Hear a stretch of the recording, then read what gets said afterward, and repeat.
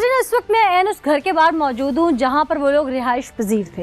इसी घर से मुल्हिका दूसरा घर है जिसका दरवाज़ा इस घर के अंदर से जाके निकलता है, जिसको कहा गया था कि वो बंद रहता है। वहाँ पर उसने अपनी तीनों बहनों को बेदर्दी से मारकर कत्ल कर दिया। मेरे कैमरामैन दिखा सकते हैं कि पहले इस घर का ये कमरा है, यहाँ पर वो लोग रिहाइश पजीर थे। हमारे साथ हमारे नुमाइंदे भी मौजूद हैं, वो भी इस बात को तस्दीक कर सकते हैं कि फरहान यही वो घर था जहाँ पे वो रिहाइश पजीर, उनकी जो बच्चियों की रिहाइश थी वो इस घर में थी। ठीक है, इस घर का ये लिविंग एरिया था सारा, ये एक कमरा था और ये सहन था। अब इस घर में से, क्योंकि ये सरकारी क्वार्टर टाइप बने हुए हैं, तमाम घर ये आसपास एक जैसे हैं और आसपास घर खाली भी हैं, तो कुछ लोगों ने जो घर खाली हैं उनके अंदर से दीवारों में से दरवाजे निकालकर साथ वाले क्वार्टर्स को भी कब्जे में लिया हुआ है। इन्होंने भी कुछ ऐसा ही कर रखा था। मेरे कैमरामैन दिखा सकते हैं कि इसके सहन से दूसरे क्वार्टर के सहन में जाने के लिए इस दरवाजे का इस्तेमाल किया जाता है। ये वो दरवाज़ा है जिसके बारे में उस वक्त कहा जा रहा था कि चाबी नहीं मिल रही और सुबह मेहमान जब आने थे तो पंखा निकालने के लिए फिर इस दरवाजे को, जो इसका जो लॉक है, इसको तोड़ा गया और तोड़कर अंदर जाकर पंखा उठाया गया और फिर पता चला कि यहाँ पर वो 3 मासूम बच्चियाँ बेदर्दी से कत्ल की जा चुकी हैं।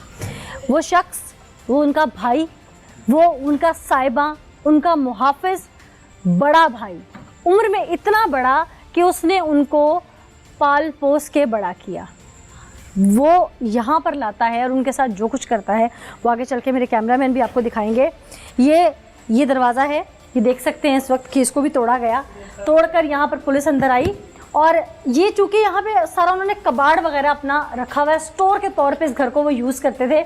इस घर में उनकी आम रिहाइश नहीं थी और तमाम लोग, अहले इलाका भी, पुलिस वाले भी पूरे इलाके में ढूंढते रहे। वो भाई साथ मिलकर ढूंढता रहा और किसी को शक नहीं था इस घर में कि यहाँ पर भी उनकी डेड बॉडीज़ हो सकती हैं, क्योंकि ये सुनसान और खाली पड़ा हुआ था। अब आइए, एक अपनी बहन को उसने बेदर्दी से यहाँ पर, क्योंकि स्मेल बहुत ज़्यादा है, यहाँ पर मार दिया। ये देख सकते हैं खून के किस तरह से ये दाग हैं और यहाँ पर वो तड़पती रही जैसे कोई जानवर तड़पता है, क्योंकि वो छुरी इतनी तेज़ नहीं थी, सब्जी काटने वाली थी। उसके बाद यहाँ पर मेरे कैमरामैन पाँव में भी दिखा सकते हैं कि यहाँ पर खून के निशान मौजूद हैं, जो पाँव उसके जूती से के ज़रिए जो निशानात वो बाहर आते गए और यहाँ पर लगते गए। अब ये जगह है, मैं अहले इलाका को भी शामिल करूँगी जो कि उस वक्त मौजूद थे और यहाँ बताएंगे कि कौन सी बच्ची किस जगह पे थी। मेरे कैमरामैन दिखा सकते हैं कि यहाँ पर भी खून किस तरह से जमा हुआ है। बेदर्दी से एक बहन को उसने यहाँ मार कर कत्ल करके फेंक दिया और उसके बाद वो फिर बाहर जाके बैठ गया और फिर इंतज़ार करने लगा कि कब तीसरी उसके हाथ चढ़े। और जब तीसरी बहन, जिसको वो बहाने से यहाँ लेके आया और उसने यहाँ पर लाकर उसको बेदर्दी से मारा, कत्ल किया, और ये जूतियाँ भी उस बच्ची की यहाँ मौजूद हैं, ये दुपट्टा उस बच्ची का यहाँ मौजूद है और ये खून है यहाँ पर, और चीख चीख कर बता रहा है ये खून, ये दुपट्टा खून से लथपथ, ये जूतियाँ, कि वो भाई जो दरिंदगी यहाँ ढाता रहा अपनी बहनों के साथ। अहले इलाका भी मौजूद है, उनसे बात करते हैं। अस्सलाम वालेकुम जी, आप लोग उस दिन यहाँ मौके पे आए थे जी, आप लोगों ने क्या देखा था? किस जगह पे कौन सी बहन थी उसकी? ये किचन है जी जी, इधर सबसे छोटी, इस जगह पे सबसे छोटी थी, सबसे छोटी थी। अच्छा, और दरमियान वाली इधर थी, कमरे के अंदर। हाँ, ठीक है, दरमियान वाली थी, ठीक है। और सबसे बड़ी बहन जो है वो इधर थी, इस जगह पे मार के फेंका हुआ था। ये जो दुपट्टा है ये दरमियान वाली बहन, दरमियान वाली बहन का पहले दरमियान वाली को मारा गया।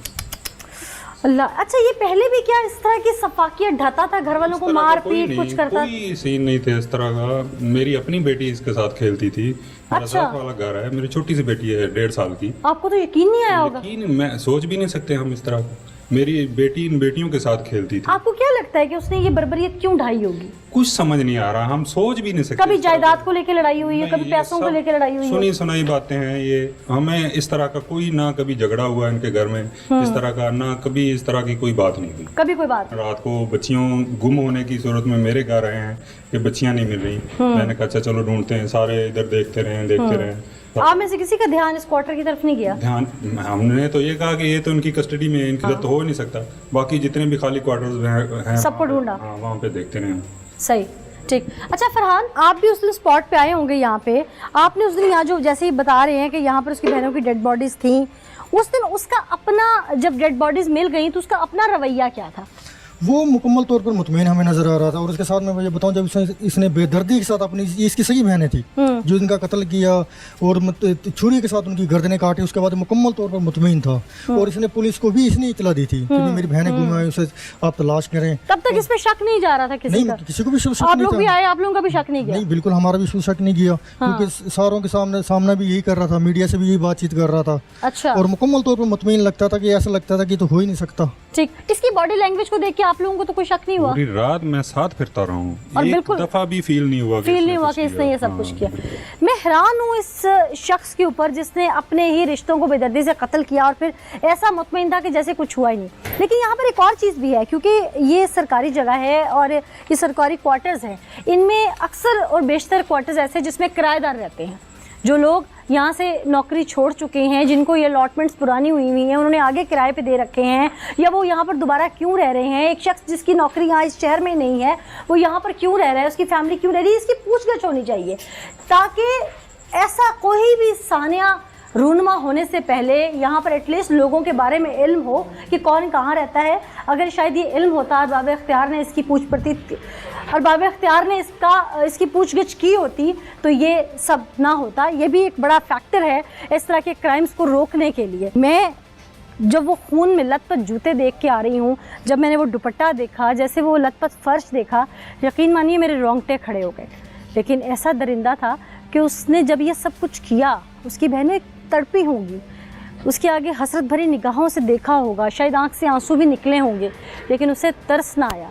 एक कत्ल किया, 1-2 घंटे का गैप लिया, फिर कत्ल किया, फिर गैप लिया, फिर कत्ल किया।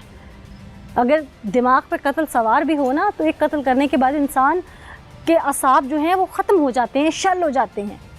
ये कोई आदि ही हो सकता है जो ऐसा कर सकता है। तो इसके लिए पुलिस को चाहिए कि तमाम इसका रिकॉर्ड भी इंटरोगेट किया जाए कि ये इस तरह से एक के बाद एक कत्ल क्यों करता चला गया। इसके पीछे कोई और बात तो नहीं, कोई शामिल तो नहीं, क्या ये किसी काले इल्म के चक्कर में तो नहीं पड़ गया था, कोई जादू वगैरह या इस तरह की बहुत सारी चीज़ें हैं जो इन फैक्टर्स पर इंटेरोगेशन करना बाकी है। तो पुलिस को चाहिए इन तमाम फैक्टर्स पे, इन तमाम पहलुओं पे इंटेरोगेट लाजमी किया जाए। मुजफ्फरगढ़ हमारे साथ मौजूद हैं सैयद हसनैन हैदर, उन्हीं से बात करते हैं इसी हवाले से। बहुत शुक्रिया सर हमें ज्वाइन करने के लिए। ट्रिपल मर्डर है, बेदर्दी से 3 मासूम बच्चियों का कत्ल किया गया। जब आपने इंटेरोगेट किया सारा मामला, तो हकीकत क्या सामने आई? देखिए, ये मैं समझता हूँ कि हमारी डिस्ट्रिक्ट मुजफ्फरगढ़ में एक बड़ा हौलनाक वाक़या था। यकीनन। और जब मैं क्राइम सीन पे गया तो वो जो सीन था दैट वाज ग्रूसम। उस सीन को इवन बीइंग पुलिस ऑफिसर भी उस सीन को डाइजेस्ट करना बड़ा मुश्किल था, क्योंकि 3 मासूम बच्चियों की लाशें थीं और उनके गले कटे हुए थे, उनकी बॉडीज़ जो थीं टॉर्चर्ड थीं, there was pool of blood. हमें चूँकि रात को इतला दी, जो मर्डर है उसने खुद ही पुलिस को इतला दी कि इस तरह से मेरी बहनें जो हैं वो घर से गायब हैं, हमने काफ़ी ढूंढ लिया काफ़ी, लेकिन अभी मिल नहीं रही। ये नहीं बताया कि मैंने कत्ल किया? नहीं, तो उसने कहा मिल नहीं रही हैं, तो हमें वो बहनों को ढूंढें, प्लीज़ हेल्प करें। तो पुलिस ने रिस्पॉन्ड किया और फिर सारी रात पुलिस जो है वो उस कॉलोनी में उन बच्चियों को तलाश करती रही। पुलिस जब भी जिस गली में उसका घर था उस गली में जाने की कोशिश कर रही थी, तो उसने 12 पुलिस को कहा कि ये हमारे अपने घर हैं सारे और ये हम सर्च कर चुके हैं, यहाँ पे ज़रूरत नहीं है, आप बाकी के एरियाज़ में ढूंढें।